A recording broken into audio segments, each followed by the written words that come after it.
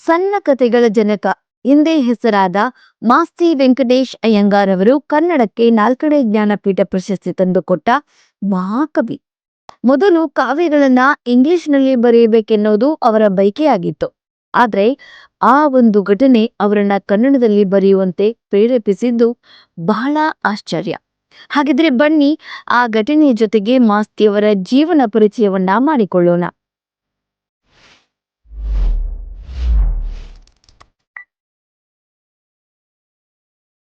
ಮಾಸ್ತಿ ವೆಂಕಟೇಶ್ ಅಯ್ಯಂಗಾರರು ಕೋಲಾರ ಜಿಲ್ಲೆ ಮಾಲೂರು ತಾಲೂಕಿನ ಹೊಂಗೇನಹಳ್ಳಿಯಲ್ಲಿ ಜೂನ್ 6, 1891ರಂದು ಜನಿಸುತ್ತಾರೆ. ಇವರ ಪೂರ್ವಿಕರು ಬಹಳ ಶ್ರೀಮಂತರಾಗಿದ್ದರು. ಅವರ ವಿದ್ಯಾಭ್ಯಾಸದ ದಿನಗಳು ಕಷ್ಟಕರವಾಗಿದ್ದವು. ತಮ್ಮ ಸಂಬಂಧಿಕರ ಆರ್ಥಿಕ ನೆರವಿನೊಂದಿಗೆ MA ಪದವಿಯನ್ನ ಪಡೆದು ಮಾಸ್ತಿಯವರು ತಮ್ಮ ಅಧ್ಯಯನದ ಎಲ್ಲಾ ಹಂತಗಳಲ್ಲಿ ಅಗ್ರಗಣ್ಯರಾಗಿದ್ದರು. ಮದ್ರಾಸ್ನಲ್ಲಿ ಆಂಗ್ಲ ಸಾಹಿತ್ಯದಲ್ಲಿ ಚಿನ್ನದ ಪದಕವನ್ನ ಗಳಿಸಿದ ಅವರು ಬೆಂಗಳೂರಿನಲ್ಲಿ ಸಿವಿಲ್ ಸರ್ವಿಸ್ ಪರೀಕ್ಷೆಯಲ್ಲಿ ಪ್ರಥಮ ಸ್ಥಾನ ಪಡೆದು ಸರ್ಕಾರಿ ಸೇವೆಗೆ ಸೇರಿಕೊಳ್ತಾರೆ ಮತ್ತು ಅಸಿಸ್ಟೆಂಟ್ ಕಮಿಷನರ್ ಆಗಿ ಸಮರ್ಥವಾಗಿ ಕಾರ್ಯವನ್ನ ನಿರ್ವಹಿಸುತ್ತಾರೆ. ಮಾಸ್ತಿ ವೆಂಕಟೇಶ್ ಅಯ್ಯಂಗಾರರು ಕನ್ನಡ ಸಾಹಿತ್ಯ ಲೋಕದಲ್ಲಿ ಅನನ್ಯ ಸ್ಥಾನವನ್ನ ಹೊಂದಿದ್ದಾರೆ. ಪ್ರತಿಕೂಲ ಪರಿಸ್ಥಿತಿಗಳಲ್ಲಿಯೂ ಸೃಜನಶೀಲತೆಯನ್ನ ಕಳೆದುಕೊಳ್ಳದೆ ಸಾಹಿತ್ಯ ಸೇವೆ ಮಾಡಿದ ಅವರು ಅನೇಕರಿಗೆ ಆದರ್ಶಪ್ರಾಯರಾಗಿದ್ದಾರೆ.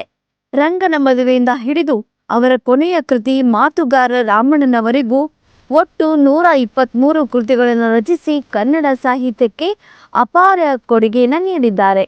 ಮಾಸ್ತಿ ಅವರು ಬರೆದ ಕಾದಂಬರಿಗಳು 2. ಒಂದು ಜ್ಞಾನಪೀಠ ಪ್ರಶಸ್ತಿ ಗಳಿಸಿದ ಕೃತಿ ಚಿಕ್ಕವೀರ ರಾಜೇಂದ್ರ.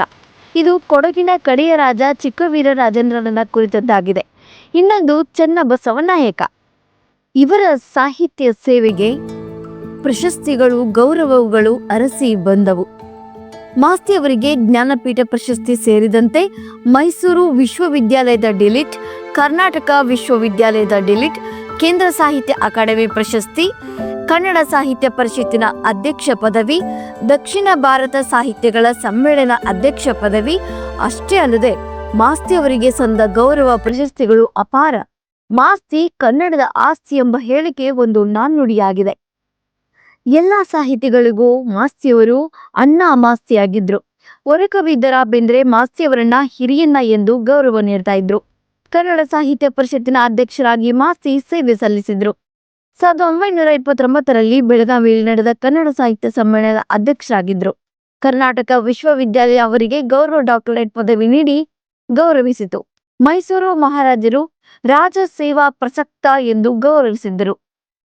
1972ರಲ್ಲಿ ಶ್ರೀನಿವಾಸ ಎಂಬ ಅವರ ಅಭಿನಂದನಾ ಗ್ರಂಥ ಪ್ರಕಟವಾಯಿತು. ಅವರ ಕಾವ್ಯನಾಮವು ಕೂಡ ಶ್ರೀನಿವಾಸ್ ಎಂಬುದಾಗಿದೆ. ಕೋಲಾರ ಜಿಲ್ಲೆಯ ಮಲ್ಲಸಂದ್ರ ಹತ್ತಿರ ಮಾಸ್ತಿಯವರೊಮ್ಮೆ ಕಂದಾಯ ಕೇಳಲು ಹೋಗ್ತಾರೆ. ಇದೇ ಘಟನೆ ಮಾಸ್ತಿಯವರ ಜೀವನದಲ್ಲಿ ಒಂದು ಅವಿಸ್ಮರಣೀಯ ಘಟನೆ ಆಗುತ್ತೆ. ಮಾಸ್ತಿಯವರು ರೈತನಿಗೆ ಕೇಳ್ತಾರೆ, ಅವರು ಟ್ಯಾಕ್ಸ್ ಕಟ್ಟಿರೋದಿಲ್ಲ. ಯಾರು? ರೈತರು. ಏನಯ್ಯ ನಿಮ್ಗೆ ಸರ್ಕಾರಿ ನಿಯಮಗಳು ಗೊತ್ತಿದೆಯೋ ಗೊತ್ತಿಲ್ವೋ ಅಂತ ಬೈದ್ಬಿಡ್ತಾರೆ. ಆಗ ಏನೂ ಅರಿಯದ ಮುಗ್ಧ ರೈತ ಹೇಳ್ತಾನೆ, ರೂಲ್ಸ್ ಎಲ್ಲ ಅರ್ಥ ಆಗ್ಲಿ ಅಂತಾನೆ, ಅಂದ್ರೆ ನಿಮ್ಮಂಥವ್ರಿಗೆ ಅರ್ಥ ಆಗ್ಲಿ ಅಂತಾನೆ ಇಂಗ್ಲಿಷ್ನಲ್ಲಿ ಇರ್ತವೆ, ಕನ್ನಡದಲ್ಲಿ ಇರೋದಿಲ್ಲ. ಅದೇ ರೀತಿ ಇದೇ ಸರ್ಕಾರಿ ನಿಯಮಗಳು ಕನ್ನಡದಲ್ಲಿದ್ರೆ ನಾವು ಸುಲಭವಾಗಿ ಅರ್ಥ ಮಾಡ್ಕೋಬಹುದು ಅಂತ ಅವನಿಗೆ ಹೇಳ್ತಾನೆ. ಮಲ್ಲಸಂದ್ರದ ಒಬ್ಬ ಸರಳ ರೈತನ ಮಾತುಗಳು ಅವನ ಮನಸ್ಸಲ್ಲಿ ಅಚ್ಚಳಿದಂತೆ ಕೂತ್ಬಿಡುತ್ತೆ ಹಾಗೂ ಕನ್ನಡ ಸಾಹಿತ್ಯದತ್ತ ಹೆಜ್ಜೆ ಹಾಕುವಂತೆ ಪ್ರೇರೇಪಿಸುತ್ತವೆ.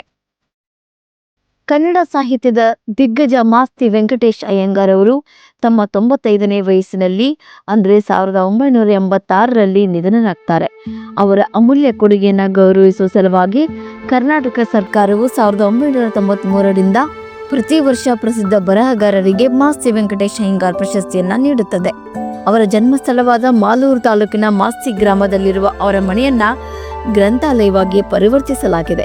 ಅಲ್ಲದೆ ಅವರ ನೆನಪಿಗಾಗಿ ಹತ್ತಿರದ ಸ್ಥಳದಲ್ಲಿ ಮಾಸ್ತಿ ವಸತಿ ಶಾಲೆಯನ್ನು ಕೂಡ ಸ್ಥಾಪಿಸಲಾಗಿದೆ. ಇದು ನಮ್ಮ ಮಾಹಿತಿ, ನಿಮ್ಮ ಯಶಸ್ಸು. ಕಲಿಯ ಹಾದಿಯಲ್ಲಿ, ಕಲಿಯ ಜೊತೆಯಲ್ಲಿ.